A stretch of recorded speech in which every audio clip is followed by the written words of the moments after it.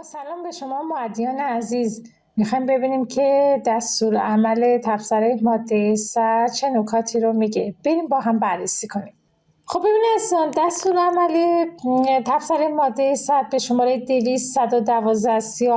داره در مورد مالیات مقطوع عملکرد سال 1402 برخی از صاحبان مشاغل داره میگه که در 3 بند هستش که ما میخوایم بند الفش رو بررسی کنیم. خب ببینید میاد بند 1 الفش داره میگه که تمامی صاحبان مشاغل، حالا میخواد گروه اول باشه، دوم باشه، سوم باشه، میگه مجموعه فروش خالص کالا و ارائه خدمات آنها در سال 1402 حد اکثر 150 برابر معافیت موضوع ماده 84 قانون مالیات‌های مستقیم باشه، یعنی مبلغ 18 میلیارد تومان نیز باشه، میتونه از فرم مالیات مقطوع که سازمان اومده در درگاه خدمات الکترونیک بارگذاری کرده استفاده نیز کنه. میگه کسانی که از فرم تبصره ماده 100 نیز استفاده نیز کنن یه سری از مزایا هم داره. این افراد نیازی نیست که بیان دفاتر و اسناد و مدارک نگهداری کنن. این کسانی که میان از فرم تبصره 100 استفاده میکنن دیگه نیازی نیست که بیان اظهارنامه مالیاتی ارائه بدن به سازمان، معاف هستن.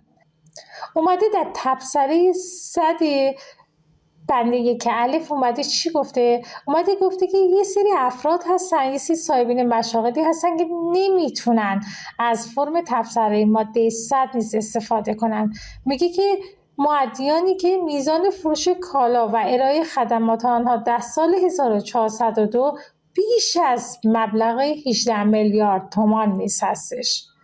و دومین افراد کسانی هستند که در پرونده‌های مشارکت مدنی هستن، یعنی 2 نفره هستن، 3 نفره هستن، 10 نفره هستن.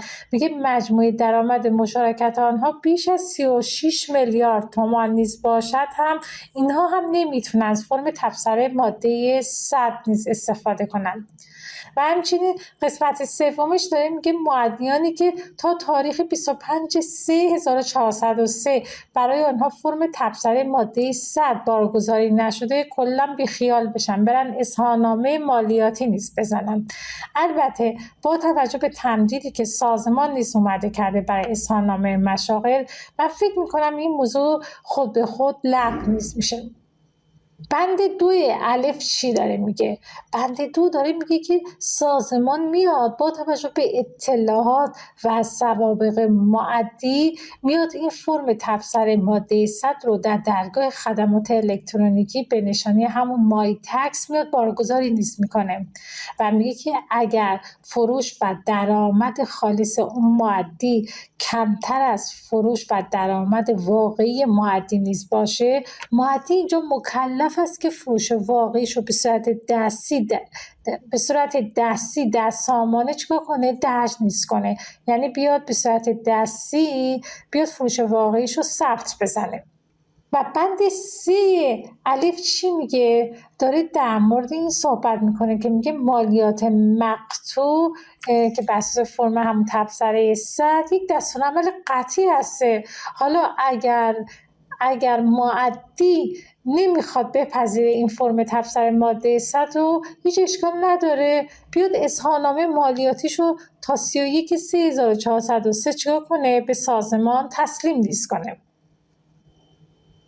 حالا ماده 4 بند الف چی داره میگه؟ میگه که اگر اینجا سازمان با توجه به اسناد و مدارک که به دست نیست میاره از معدیان بیاد متوجه بشه که فروش و درآمد معدی بیشتر از اون فروش و درآمدی که محاسبه نیز کرده و مالیات مقطوع نیز شده، خب میگه اینجا 2 حالت داره. اینجا میاد سازمان چیکار میکنه؟ میگه اگه بیش از اون حد و نصاب ها، یعنی بیش از اون حد مرز قرمز به اصطلاح سازمان نیز باشه که همون 18 میلیارد و 36 میلیارد تومان نیز باشه، میگه که بیشتر از این باشه که خب میاد سازمان مالیات معدی رو محاسبه میکنه و مطالبه هم میکنه بر طبق ماده 97 قانون مالیات‌های مستقیم و همچنین جریمه‌ش هم میکنه طبق ماده 192. اگر شما اظهارنامه مالیاتی تسلیم نکنید جریمه میشی و غیر قابل بخشودگی نیز هستش.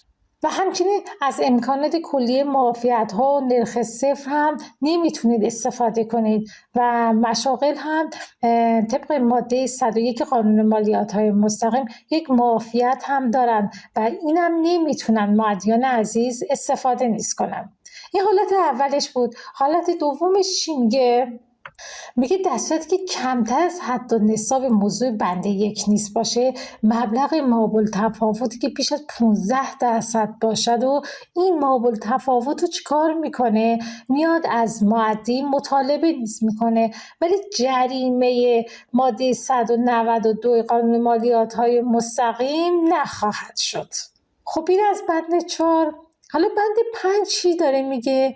میگه بند 5 داره در مورد صاحبان مشاغلی صحبت میکنه که وجه واریزی دارن به حساب بانکیشون یا دستگاه کارتخوان دارن. خب میگه که تمام این وجه واریزی برای برخی از صاحبان مشاغل درآمد نیستش، مثلا نمایشگاهی اتومبیل، مشاورین املاک. میگه تمام کارمزدایی که دارن میگیرن همگی درآمدشون نیسته. اومده این موضوع رو سازمان در تعیین مالیات مقطوع لحاظ کرده. دستش هم در نکنه، خیلی هم عالی نیست هستش. خب بند 6 چی داره میگه؟ بند 6 داره در مورد اینتاکو صحبت میکنه. خب همونطور که میدونید اینتاکو نوع فعالیت مؤدی در سامانه ثبت نام نیست هستش که ابتدا مؤدی میاد ثبت نام میکنه در سامانه، اینتاکوتش هم تعیین نیست میکنه. مثلا میگه من در این صنف نیست هستم و این صنف ضریبای مختلفی داره.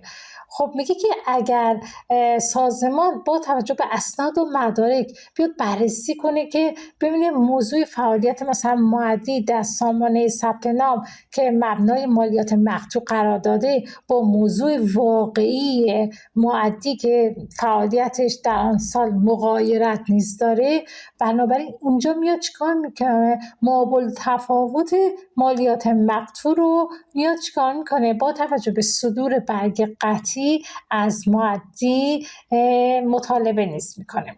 و بند 7 چی داره میگه؟ بند 7 الف داره در مورد پزشکان صحبت میکنه. میگه که خب الان چندین سال در قانون بودجه، مثلا قانون بودجه سال 1402 میگه مراکز درمانی میان 10% از حق الزحمه یا حق العمل به پزشکان نیز میدن، میاد کسر میکنن به عنوان علل حساب به سازمان واریز میکنن که همون مالیات مکسوره نیست هستش. میگه که خب اینجا هم اومده سازمان یه مالیاتی رو برای پزشکان تعیین کرده به صورت مقطوع. میگه هر کدوم که بیشتر نیست هسته همون ملاک مالیات قرار میگیره. و بند 8 الف چی داره میگه؟ میگه داره در مورد صاحبان مشاغلی صحبت میکنه که مکلف هستن که استفاده از پایانه‌های فروشگاهی. میگه حالا بیان این صاحبین مشاغل از پایانه‌های فروشگاهی استفاده نکنن، مثلا مثل پیراپزشکی ها، مثل دامپزشکی ها، مثل تجهیزات پزشکی، مثل مشاور حقوقی. میگه اینا نه این از پایانه‌های فروشگاهی استفاده نیست کنن، خب تخلف نیست کردن و مشمول فرم تبصره ماده 100 نیستن. خب این از 8 بند الف دستورالعمل تبصره ماده 100. امیدوارم که براتون مفید بوده باشه و بتونید یک تصمیم درست برای فرم تبصره 100 یا اظهارنامه مالیاتی بگیرید.